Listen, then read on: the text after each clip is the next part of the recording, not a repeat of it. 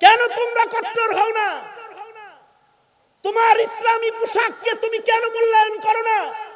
তুমি মূল্যায়ন করো না বিধায়ী তোমার বোনের বুরকা ধরে টান দিয়েছে, আজকে বুরকা ধরে টান দিয়েছে, কালকে প্রকাশ্যে তার ইজ্জত ধরে টান দিলে চেহারাটা দেখাবে কাকে? তুমি কাকে দেখাবে?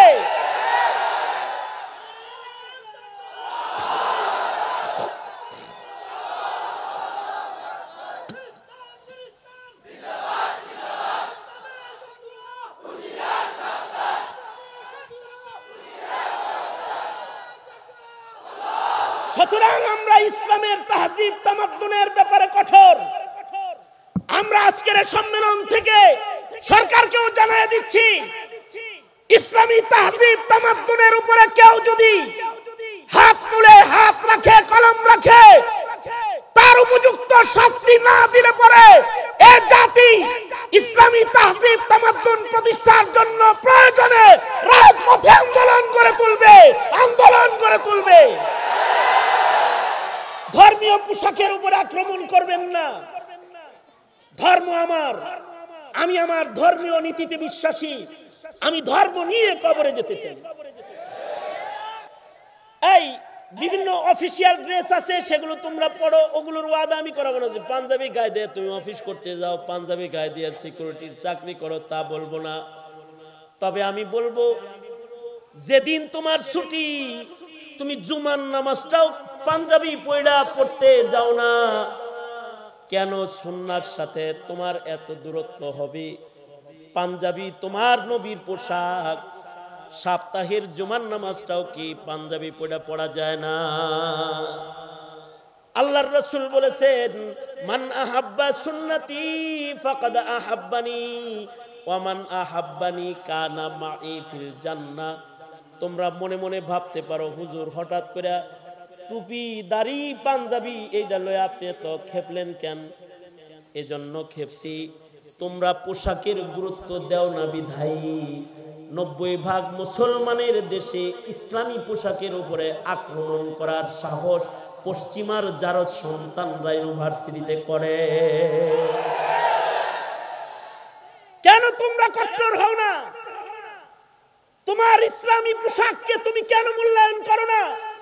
তুমি মূল্যায়ন করো না বিধায়ী তোমার বোনের বুরকা ধরে টান দিয়েছে, আজকে বুরকা ধরে টান দিয়েছে, কালকে প্রকাশ্যে তার ইজ্জত ধরে টান দিলে চেহারাটা দেখাবে কাকে? তুমি কাকে দেখাবে?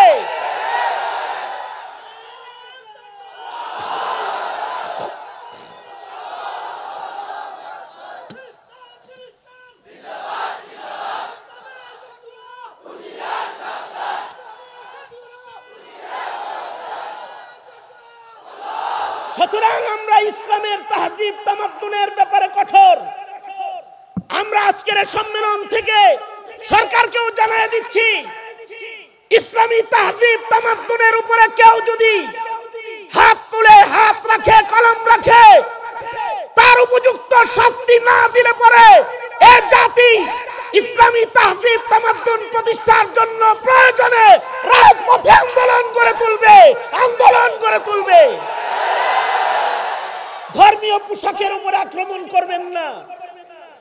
ধর্ম আমার, আমি আমার ধর্মীয় নীতিতে বিশ্বাসী, আমি ধর্ম নিয়ে কবরে যেতে চাই। আশ্চর্য লাগে, আমি বেশি সময় কথা বলবো না। চেয়ারম্যান সাহেব আমি যতক্ষণ কথা বলবো ততক্ষণ বসে থাকবে। আবার চিন্তা করতে পারে যে আমারে বসায় রাখলে এত লম্বা সময় আমি একটু ঘুম, বায়ু একটু ঘুমে, মানে ওনার কথাকে আমি নিজের ঘুমটা জায়েজ করতেছি আর কি। উনি ছুটি পেলে তো আমিও ছুটি পেলাম। এই যে মনে করেন, আমি একটা কথা বলি, আপনারা বলতে পারেন যে হুজুর ধর্মকর্ম নিয়ে বাড়াবাড়ি নাই। কয় যে লা ইকরাহা ফিদ্দীন, ধর্ম নিয়ে কি নাই? বাড়াবাড়ি নাই। ধর্ম নিয়ে বাড়াবাড়ি বিধর্মীর সাথে নাই। এটার তর্জমা হইল লা ইকরাহা ফিদ্দীনের তর্জমা কি? যে বিধর্মী তাকে জোর করে আমি বুরকা পড়তে বলি না, যে বিধর্মী তাকে আমি হাতে টাই না মসজিদে আনি না, এবং তারা আসেও না, তারা তো ঠিকই কট্টর। তোমার জুমার নামাজ পড়তে আসে না, তারা তোমার ঈদের নামাজ পড়তে আসো না, তুমি তাদের পূজা করতে যাও কেন? লজ্জা করে না তোমার? তুমি পূজা করতে যাও কেন? যে মুসলমান না, যে মুশরিক, তার সাথে ধর্মের ব্যাপারে কোনো বাড়াবাড়ি আমাদের নাই, কিন্তু সে দাবি করবে জামিয়াতুল আবরার আনোয়ারা কমপ্লেক্সের ছাত্র, সে আবার সে এই প্রতিষ্ঠানের রুলস ভঙ্গ করে খালি টুপি, খালি মাথায়, খালি গায়ে এদিক দিয়ে হাঁটবে, আড্ডা দিবে, সে ঢোল বাড়ি বাজাবে, সে সিগারেট খাবে, বিড়ি খাবে প্রতিষ্ঠানের সামনে দাঁড়ায়া। এটা যেমন মাদ্রাসার প্রিন্সিপাল, তার প্রিন্সিপালিটি রক্ষায় সে ছাত্রকে শাসন করে, জবরদস্তি করে, তাকে আইন প্রয়োগ করে। আমি মুসলমান হিসাবে, 90% মুসলমানের দেশ এটা, তাই এই 90% মুসলমানকে মুসলমান হিসাবে কবরে নেওয়ার জন্য কখনো আমি রাজপথে কথা বলি, কখনো আমি জোরে করে কথা বলি। এটা আমার রাজনীতি নয়, এটা আমার ইমানের নীতি, এটা আমার কবর হাসরের নীতি।